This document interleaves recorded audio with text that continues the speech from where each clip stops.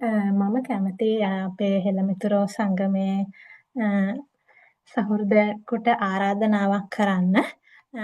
අපේ හෙළමිතුරෝ එක්ක එකතු වීමෙන් ලැබපු අත්දැකීම් මොනවද? එතකොට ඒකෙන් ජීවිතයට එකතු කරගත දේවල් ඊළඟට ඔබට අපේ හැමදෙනාට මේකෙන් දෙන්න තියෙන ආදර්ශ ගැන පුංචි කතාවක් කරන්න මම කැමතියි අපේ හෙළමිතුරෝ සහෘදයෙකුට ආරාධනාවක් කරන්න.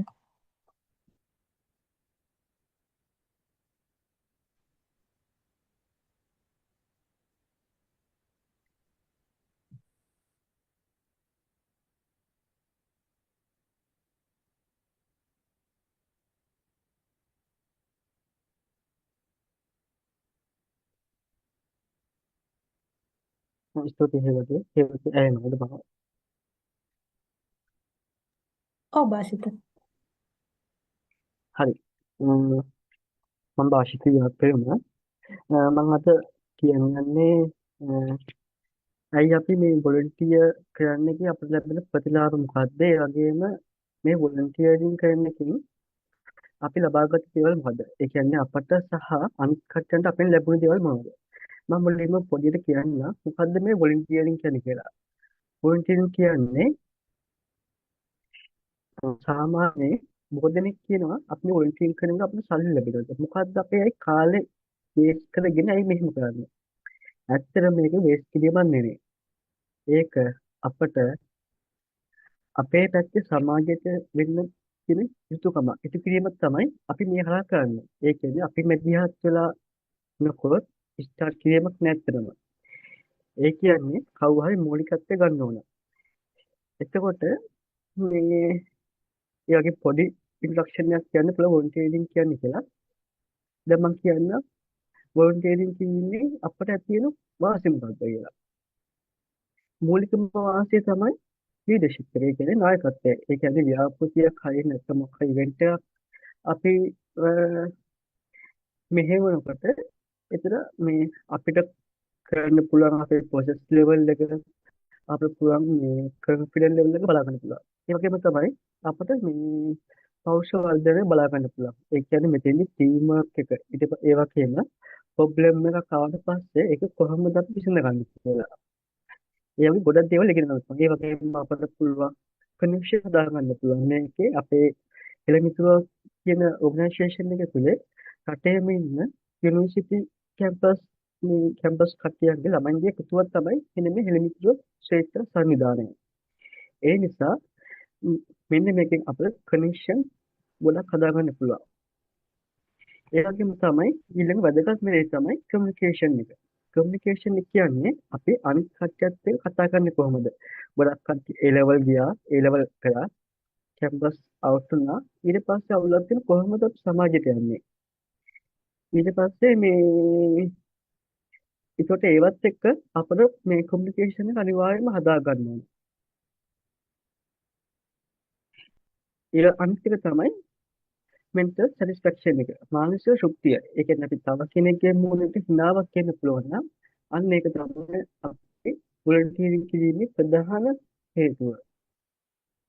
හරි ඒ වගේම තමයි තව දෙයක් කතා කරනවා කැරියර් ඇඩ්වාන්ටේජ් එක. ඒකෙම ඒ වගේ.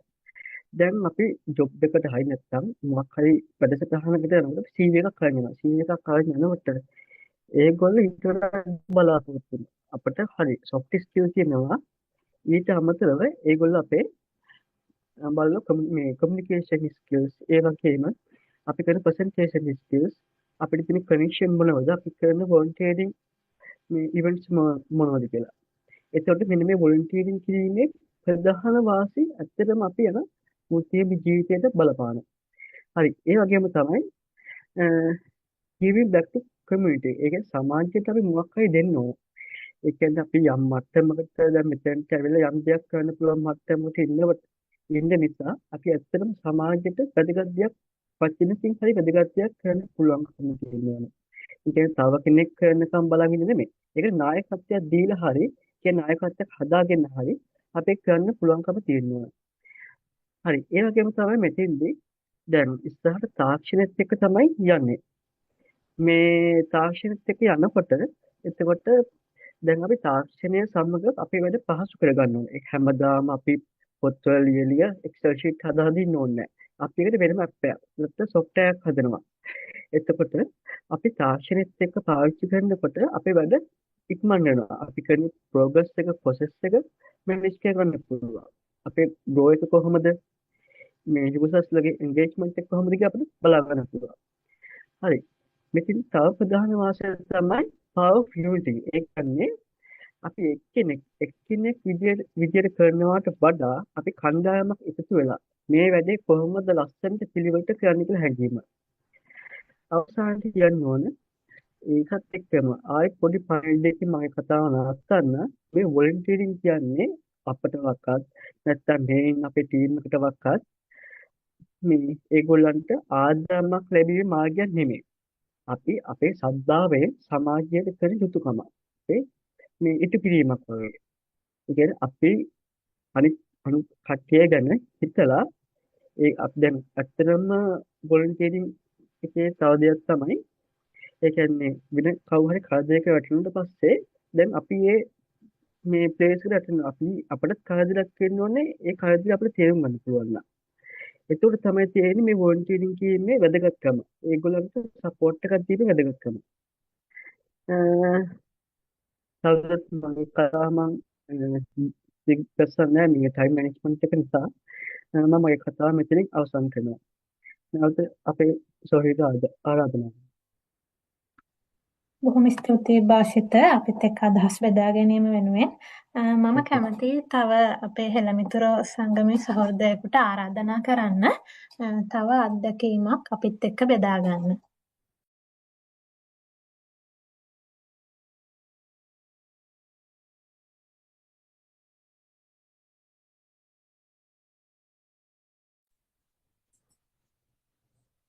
මාව ඇහෙනවද? ඔව් එහෙනම් ඕකේ. පොඩ්ඩක් ඉන්න.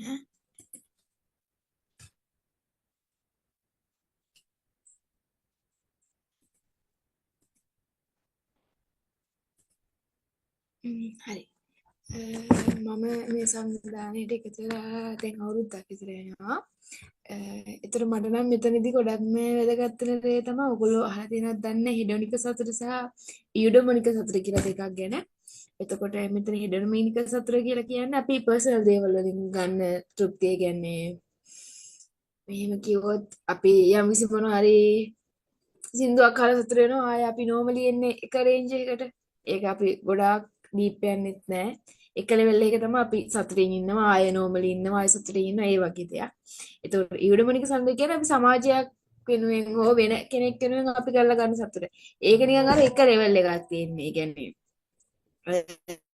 පැහැදිලි කරොත් එහෙම එකම කන්සල්ටේෂන් එකකින් තියෙනවා. ඒක ගැන අපිට ඕනේ මොටිවේෂන් ඩවුන් වෙලා ඉන්න වෙලාවක වෙන ඕනම සිටුේෂන් එකක අපිට ඒක මතක් කරලා සතුට වෙන්න පුළුවන් දෙයක්. පැහැදිලිද මම කියපු දේ?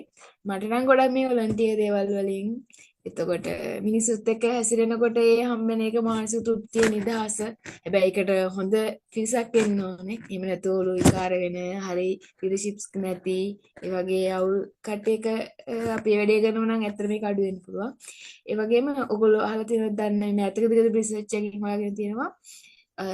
දැන් අර ට්‍රැඩිෂනලි කියන අපේ හෙල්ත් බෙනිෆිට්ස් දෙන ජීවන රටාවක් ඒ එක්සර්සයිස් කරන්න වෙලාවට කන්න බොන්න වතුර මෙච්චරක් ගන්න උදේට නැගිටින්න පැය මෙච්චරක් නිදිය ගන්න ඕනේ ඒ වගේ පොඩි රූල් එකක් තියෙනවනේ පොඩි ඒක ඇත්තටම කිව්වොත් අර ටයිම් ෂෙඩියුල් එකක් වගේ එක කොටු කරාවලා මේකම හැමදාම රිපීට් වෙනවා එක දිගට එකම සර්කල් එක රිපීට් වෙනවා උදේට නැගිටිනවා අපි වැඩ කරනවා ඒක එක විදිහට කරගෙන යනවා ඊට වඩා අපේ මෙන්ටල් හෙල්ත් එක එතකොට ෆිසිකල් හෙල්ත් එක හැමදේම හොඳ වෙනවා කියලා රිසර්ච් එකකින් ප්‍රූව් කරගෙන තියෙනවා අපි මිනිස්සුත් එක්ක කතා කරලා ඉන්න එක ඕන කෙනෙක් එක්ක hina වෙලා ඉන්න එක තරම් මරයි හිතේ තියාගන්න නැතුව ඉන්න එක ගොඩක්ම අර මිනිස්සුත් එක්ක හැසිරෙන එක ඒතකොට පරිසරයත් එක්ක ඉන්න එක එතකොට ඒ වගේ දේවල් උදේ පාන්දර නැගිටලා අර ඔය 5ට 6ට විතර වැටෙන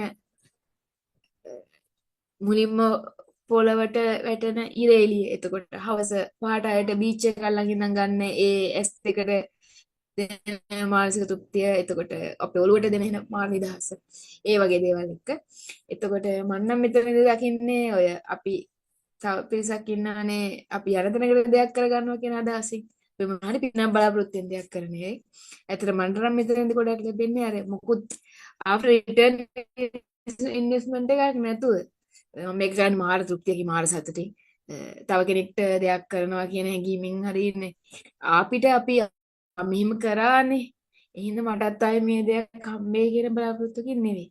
ඇත්තට එහෙම කරනකොට අර අපි බලාපොරොත්තු වෙන්නේ නැතුව කරන දේවල් හරි වටිනවා මං හිතන්නේ. එහෙම නැතුව අපි මෙයාලට අපි මේ දේක දුන්නානේ මටත් නැති වෙලාවක මං එදා දුන්නානේ. ඒ හින්දා මට හම්බෙයි වගේ බලාපොරොත්තුෙන් කරන එක මම නම් පර්සනලි කැමති වෙන්නේ නැති දෙයක් ඇත්තටම. අපි දෙයක් කරද්දී ඒක අතහැරලා කරන්නේ. ඒතකොට ඒ වගේ දේවල් වලට මඟ පාදනවා මේ වගේ දේවල්. ඒතකොට මේක අපි ෆවුන්ඩර් විදිහට අපේ නිරෝධ එකතු කරා යන එක යා හොඳ ලීඩර් කෙනෙක් කැමතිම. ඒ විදිහට ඔය ප්‍රොජෙක්ට්ස් ගොඩකට මාත් ඇටෙන්ඩ් වෙලා තියෙනවා. තව ඉස්සරහට අපි කරන්න හිතන් ඉන්නවා. එතකොට මානසික සතුට කියන එක නම් ඒක කියන්න වචන නැහැ. කියන්නේ අපි මිනිස්සුන්ට දෙයක් කරලා එතකොට වැඩි ඕන අපේ මිනිස්සෙක්ගේ දෙයක් අහගෙන ඉන්න එක. ඒතර මිනිස්සුත් එක්ක අපි ඇසිරෙද්දී එක එකනාගේ මානසික මට්ටම එක එක විදිය. එක එකනාගේ කතා එක එක විදිය. ඒගොල්ලෝ ලයිෆ් එක එක්ස්පීරියන්ස් කරලා දෙන එක එක විදිය. ඒගොල්ලෝ ලෝකෙ දකින විදිය වෙන වෙන විදිය. ඒවා අපිට අපිට අත්දැකීමෙන් ලබා ගන්න පුළුවන්. එහෙම නැතු අපි එක පොඩි පිරිසක් අපි පොඩි කාලෙන් දන්නේ අම්මා තාත්තා පොඩි සෙට් එකක් දන්නේ. ඒගොල්ලොත් එක්ක පින්නවට වඩා මේකෙන් අපිට එක එක විදිහ මිනිස්සු හම්බ වෙනවා. එතකොට අපේ කමියුනිකේෂන් ස්කිල්ස්ද අපේ ගොඩක් ඩෙවලොප් වෙන දේවල් තියෙනවා. සාර අදහස් බෙද අපි තනි වෙලා නැහැ කියන හැඟීම. එතකොට ඇත්තටම මාර ඉන්ට්‍රෙස්ටිං. අපි කොහේ හරි ඇවිදින්න ගියත් එතකොට අර අපිව පර්සනලි බිල්ඩ් අප් වෙනවා. ඒ කියන්නේ අපි නිකන් අපි තනි මනුස්සයෙක්ට මේ වගේ දෙයකට යොමු වෙන එකකින් මිනිස්සු ආශ්‍රය ගන්න හම්බෙන එකකින් මේ වගේ අපිට ඉගෙන ගන්න තියෙන දේවල් පර්සනලි අපි පාරේ යද්දි කියලා ගහන එක පවා එතකොට අපි නිකන් පබ්ලික් වොෂ්රූම් එකෝ ටවුන් එක තියෙන ටැප් එකක් ඇලද වතුර බින්දු බින්දු ගන්න. ඒ වගේ දෙයක් වහන පොඩි පොයින්ට්ස් පොඩි දෙන්න වෙන්න පුළුවන්. හරිම පොඩි දේවල්. ඒවා වුණත් අපිට නෝට් ඩවුන් කරන්න නැති වෙන්න පුළුවන්. හැබැයි මේ වගේ දේවල් ඒ වගේ හයිලයිට් වෙනවා අපිට. ඒතර අගය කිරීමක් තියෙනවා. ඒවා අපි බලාපොරොත්තු වෙන කරන දේවල් නෙවෙයිනේ. වොලන්ටියර් කියන්නේ ඔය ප්‍රොෆිට් එකක්වත් මනි ඔරියන්ටඩ් දෙයක්වත් කාගේවත් ප්‍රශංසාවක් එහෙම නෙවෙයිනේ. අපි සමහරකට අපි එන උවමනාවෙන් කරපු දෙයකින් අපි සෑහෙන විදියට බැනුම් අහලා තියෙන පුළුවන්. ආපහු අපි කරපු හොඳක් නැති වෙන වැඩ. එහෙම දේවල් වලට. ඒත්තර අපි කරන්නේ සතුටින්නේ. මොකද බලාපොරොත්තු වෙන හිනා අර අහලා තියෙනවද නැහැ ඔයගොල්ලෝ මේ අපි දෙයක් කළා හිනාවක්වත් බලාපොරොත්තු නොවෙන්නේ කියලා කියන්නේ. අන්න ඒ තත්ත්වෙන් අපිට කවුරු හරි වෙන දෙයක් කරන්න පුළුවන් නම් මං හිතන එක වටිනවා. සහ මේ වගේ දේවල් වලින් ඒක තව වඩා වර්ධනය වෙනවා, වැඩි දියුණු වෙනවා. සහ මේ සමාජය ගැන අපේ ඔය සිරිපල් ප්‍රොජෙක්ට් එකේදී වුණත් අපි මිනිස්සු ඉතරකට වඩා දේවල් හිතනවා. ඒ කියන්නේ අපි 4-5 දිනක හදලා කරන දේට වඩා අපි මෙතන ලොකු පිරිසක් එකතු වෙලා වැඩ කරන්නේ. ඒතකොට එක එක්කෙනා එක එක දේවල් වලට දක්ෂ. සමහර අය මොනවටවත් දක්ෂ නැහැ. ඒත් අර ඒ මිනිස්සුන්ගේ අපි දකින්න චිත්‍ර දෙන එක ඩ්‍රාමා ස්කිල් සින්දු එයාර අපේ අඳුරගත දක්ෂතාව තියෙන. එහෙම නැත්නම් ඊට එහා ගියපු අපි හිතන්නේම නැති දේවල් ක්‍රියේටිව් අර මේ ඒක කියන වචනයක් නෑ අර මේ ඒකට මෙන්න මේ කුසලතාවය කියලා හඳුන්වන්න විදියක් නෑ. එක්ක ඒ මොනසයා ෆ්‍රෙන්ඩ්ලි වෙන එක. එක්ක කාගේ හරි අර අපි කියන හાર્ට් ටචින් මනුස්සයෝ කියලා හදවතට ලං වෙන ඒ වගේ මිනිස්සු. ඒතර ඒව අර මෙහෙමයි කියලා එක රාමුවකට දාන්න බැරි ලිස්ට් අවුට් කරන්න බැරි ගතිය. ඒ වගේ දේවල් අපිට එහෙම ඒවා තියෙනවා. අපි ඒක අයිඩෙන්ටිෆයි කරගෙන සහ වඩා වර්ධනය වෙන දේවල් ඇත්තටම මට නම් අර නෙගටිව් පැත්තට බෙනිෆිට්ස් කියලා නෑ ඇත්තට. පොසිටිව් පැත්තටම තමයි. ඒතර අපි ඇවිදින එක කට්ටිය එකතු වුණාම අර කොහොමද අපි තනි මිනිස්සුන්ට වඩා සෙට් එකක් එකතු වුණාම මෙතන ලොකු වැඩක් වෙනවා. පිළිවෙලයි අර ප්‍රොඩක්ටිවිටි එක වැඩි ඇත්තටම. මං හිතනවා ඇති කියලා. මං කියව විස්තර ටික මගේ මේක අත්දැකීම තව සෑහෙන වෙලාවක් මත් කියයන් තරම් අත්දැකීම් ගොඩක් තියෙනවා. මම පොඩි කාලයක් ඉවත් වෙලා වුණාට ඇත්තටම thank you එහෙම දෙන්න.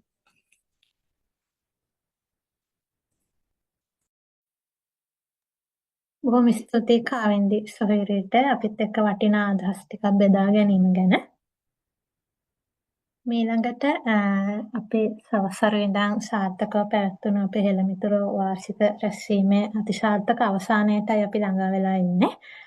ඉතින් රැස්වීම සමාප්ත කරන්න කලින් සමීර ෆොන්සේකා සොයුරාට ආරාධනා කරනවා ස්තුති කතාව පවත්වන්න. ස්තුතියි චාතුරයා මට අවස්ථාව ලබා දුන්නට. මම මගේ ස්තුති කතාවට ප්‍රවේශයක් මේ විදිහට ගන්නම්. නීති පොතේ එක තැනක සඳහන් වෙනවා මෙහෙම. නීතිය නොදැන සිටීම සමාව ලැබීමට සුදුසුකමක් නොවේ යන වග. ඒ නිසාම නීතිය සම්බන්ධයෙන් අපි හැමෝම දැනුවත් වෙන්න ඕන.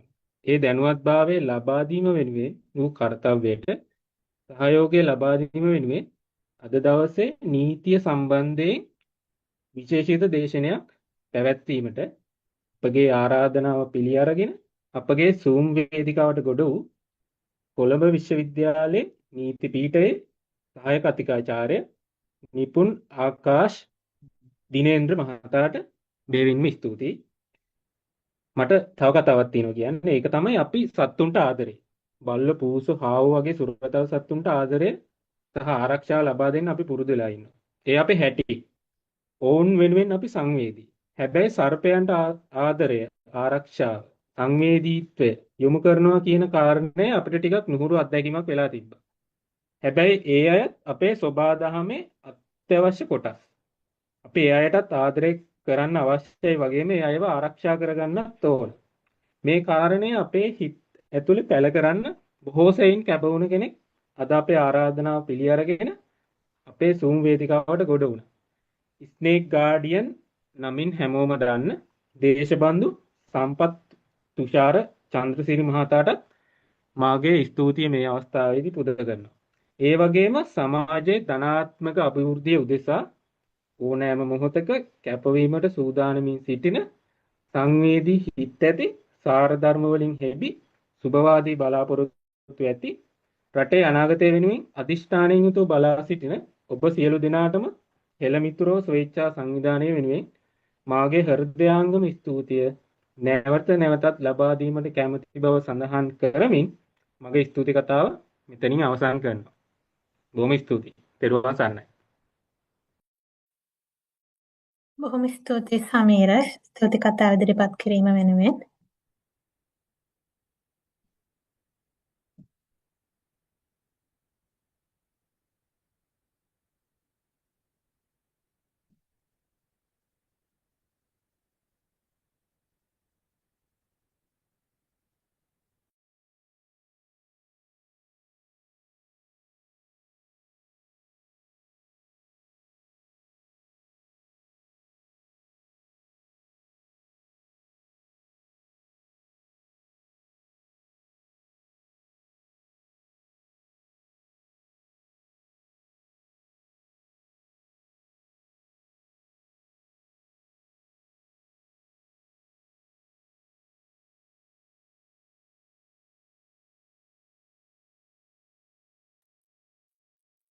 හෙළමිතුරෝ වාර්ෂික රැස්වීම මෙතනින් સમાપ્ત කරනවා. සහභාගී වූ ඔබ සියලු දෙනාට බෙහෙවින්ම ස්තුතිවන්ත වෙනවා. ඒ වගේම අපිත් එක්ක ඉදිරියටත් එකතු වෙලා අත්දැකීම් බෙදා ගන්න ගොඩක් වැඩ සමාජ සේවයක් කරන්න සහභාගී වෙන්න කියලාත් ඔයගලන්ට ආරාධනා කරන ගම රැස්වීම මෙතනින් સમાપ્ત කරනවා. සියලු දෙනාටම සුබ රාත්‍රියක්. බුදු සරණයි.